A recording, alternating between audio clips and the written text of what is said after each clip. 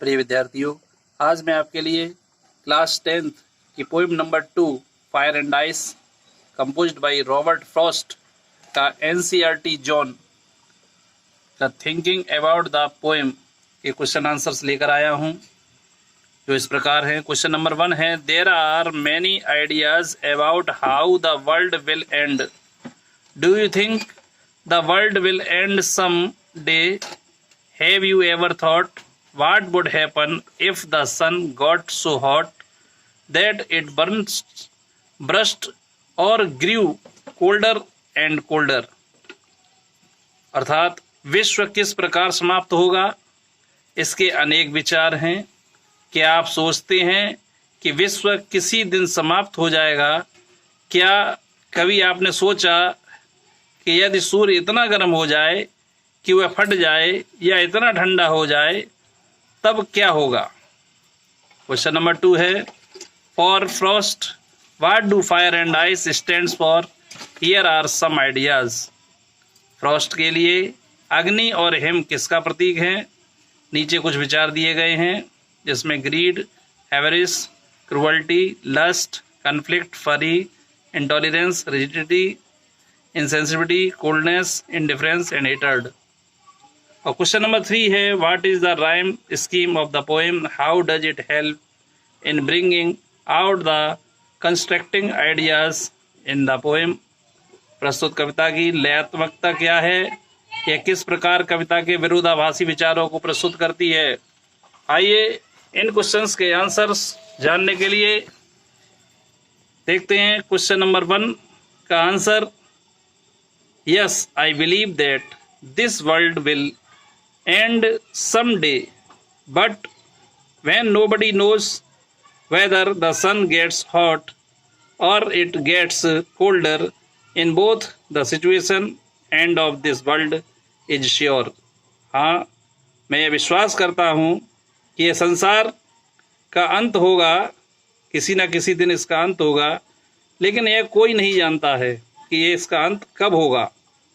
whether the sun gets hot, यदि सूर्य गर्म हो जाए, और इट गेट्स कोल्डर, या ये ठंडा हो जाए।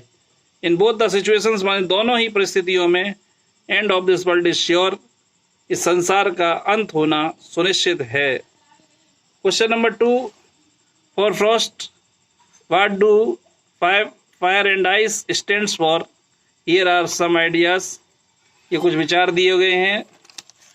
इसका आंसर है, fire stands for greed, avarice, lust, conflict and fury। यहाँ रॉबर्ट फ्रॉस्ट ने जो फायर की कल्पना की है, अग्नि की कल्पना की है, वह लालच, लोभ, लालसा, संघर्ष और अत्यधिक क्रोध से भरी हुई है। Ice stands for the cruelty, परंतु आइस यानी बर्फ निर्दयता, असहनीयता, इंटॉलरेंस, रिजिडिटी कठोरता, इनसेंसिटिविटी उदासीनता, कोल्डनेस सर्दी या उपेक्षा, इंडिफरेंस उपेक्षा एंड हेटर्ड और घृणा इनका प्रतिनिधित्व करती है। Question number 3, what is the rhyme scheme of the poem? How does it help in bringing out the constructing ideas in the poem? इसका आंसर है, the rhyme scheme of the poem is A B A A B C B C B. इसमें the constructing ideas of fire and ice are presented using this rhyme scheme.